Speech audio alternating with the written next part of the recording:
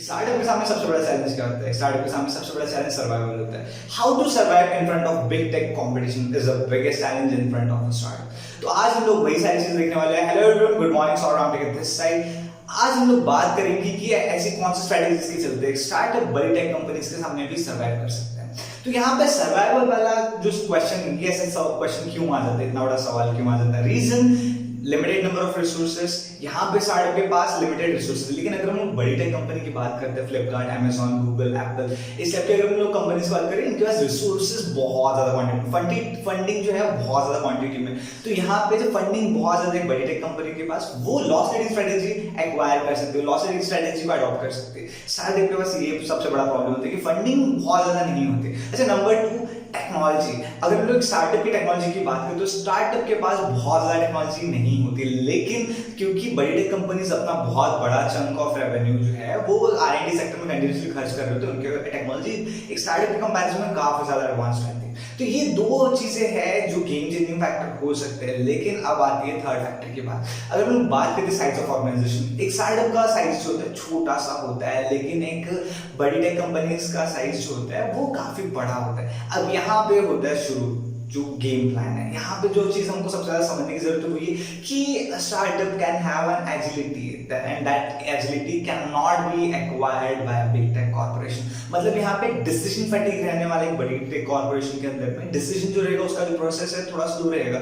एक स्टार्टअप के अंदर में जब 4 लोग हैं, 10 लोग हैं, यहाँ पे डिसीजंस बहुत क्विकली ले जा सकते हैं। Agility is the biggest advantage and that can become a game changer in the market. तो यहाँ पर हम लोग को ये चीज को समझने की जरूरत है कि हम लोग अपनी स्ट्रेटजीज को कैसे बिल्ड करें। तो strategy number 1, choose a specific niche, that's most important thing. अब यहाँ पर क्या हो रहा है, अगर लोग एक कंपनी की बात करें, लेट्स से अमेजॉन क्या कर रहा है? अमेजॉन एक ई कॉमर्स कंपनी है। अमेजॉन ऑलमोस्ट हर प्रोडक्ट को सर्व कर रहा है, हर एक प्रोडक्ट के अंदर डील कर रहे हैं, A to Z। आप अल्फा टू ओमेगा जो प्रोडक्ट सर्च करना चाहे आपको अमेजॉन के वेबसाइट पर मिल जाएगा यहाँ पे। तो अगर आप एक ऐसा वेबसाइट बना रहे हैं, अगर आप एक ऐसा मार्केट बना रहे हैं जहां पर आप A to Z हर एक प्रोडक्ट के अंदर अगर डील कर रहे हैं, आप वहां पे सर्वाइव नहीं कर सकते। रीजन, अमेजॉन एक पहले से ब्रांड है, लेकिन आपकी कंपनी एक स्टार्टअप है, तो लोग अमेजॉन को ज्यादा प्रेफर करेंगे, आपको उतना ज्यादा प्रेफर नहीं करेंगे। आपको ब्रांड बिल्ड करने में टाइम लगेगा, जबकि अमेजॉन ऑलरेडी अपना ब्रांड बिल्ड कर चुका है। तो यहाँ पे ब्रांड कैसे बिल्ड करें, ये हम लोग बात लेवल से समझना पड़ेगा। लेकिन यहाँ पे स्पेसिफिक नीश चूज करने का क्या एडवांटेज, देखिए समझने की कोशिश कीजिए। जब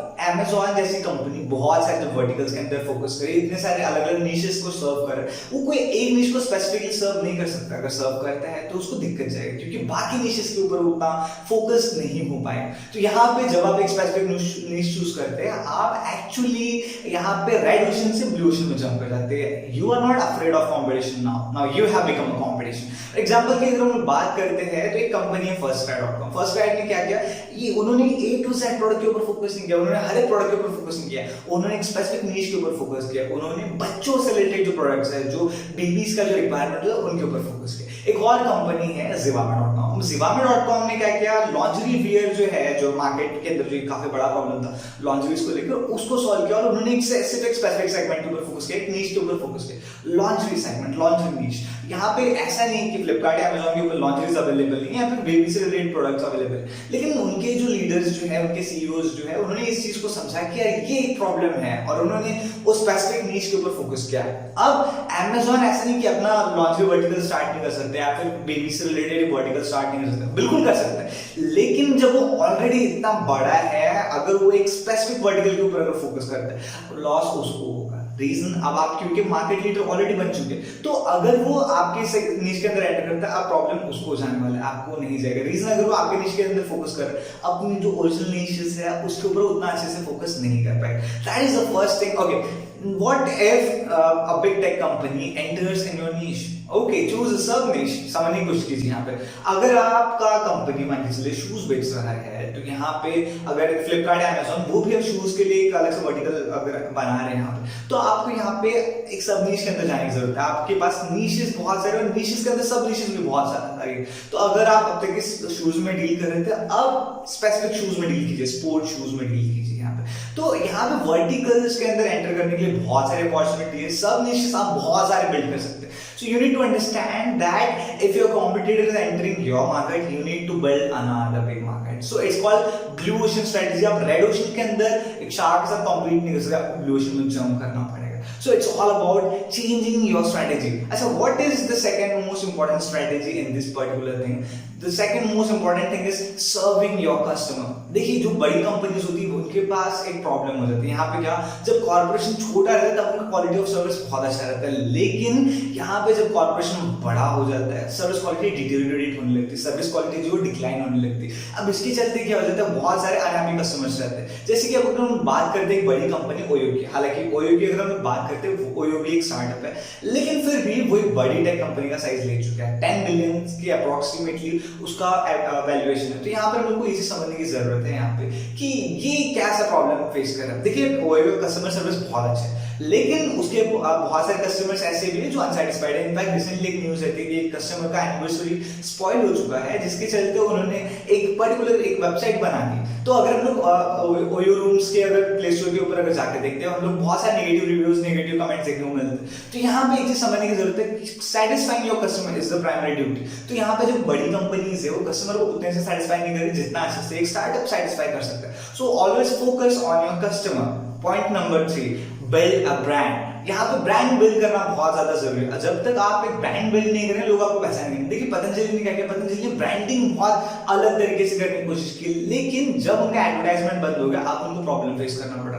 रीजन, उन्होंने एक यूनिक ब्रांडिंग किया नहीं। यहाँ पे तो ये चीज समझने की जरूरत है कि you need to build your brand. देखिए अगर हम लोग बात करते हैं बेबी सेगमेंट में, चिल्ड्रन सेगमेंट में, लॉन्ड्री सेगमेंट में, अगर बेबी सेगमेंट की बात करते हैं हमको मिलता है firstcry.com, अगर हम लोग लॉन्ड्री सेगमेंट में बात करते हैं हमको मिलता है Sivame.com। तो उन्होंने आज एक अपने मार्केट आइडेंटिटी बिल्ड कर ली है, उन्होंने अपने आप को एक मार्केट प्लेयर एस्टैब्लिश कर लिया। ये कैसे पॉसिबल हो पाई? ये ब्रांडिंग का नतीजा।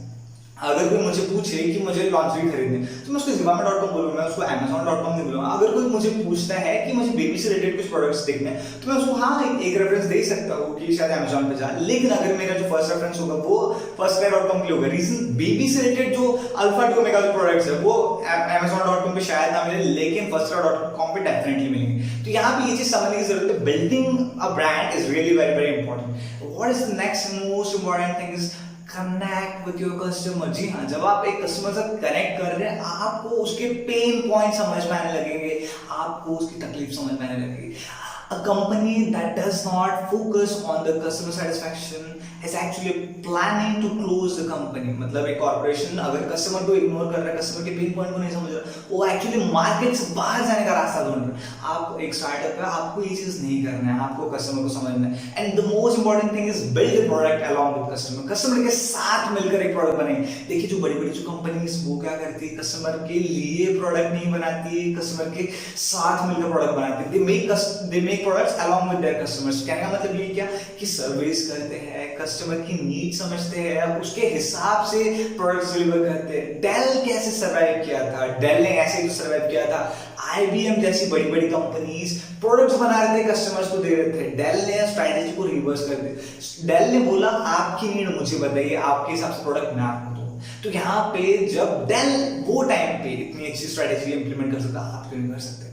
हमको यहाँ पे ये चीज समझने की जरूरत है। एज अ स्टार्टअप हमारे पास बहुत मैसिव पोटेंशियल। एक और चीज, always try to satisfy your customer the most. Positive customer ही आपका भगवान है। जी हाँ, आपका अगर कस्टमर पॉजिटिव नहीं है आप बिल्कुल भी मार्केट के अंदर सर्वाइव नहीं कर सकते। सो ये कुछ ऐसी स्ट्रेटजीज है जो अगर आप अपने स्टार्टअप के अंदर इंप्लीमेंट करते हैं आपका डेफिनेटली ग्रो होने वाला है आपका कॉर्पोरेशन। और एक और चीज, आप जो है एक जो बड़ा कॉम्पिटिशन उसको इजीली सर्वाइव कर सकते हैं। It is all about blue ocean strategy. Blue ocean बहुत ज्यादा जरूरी है। आप खुद अगर एक नीश चूज कर रहे हैं, आप रेड ओशन से ब्लू ओशन में जा रहे हैं। Blue ocean, you are the competition.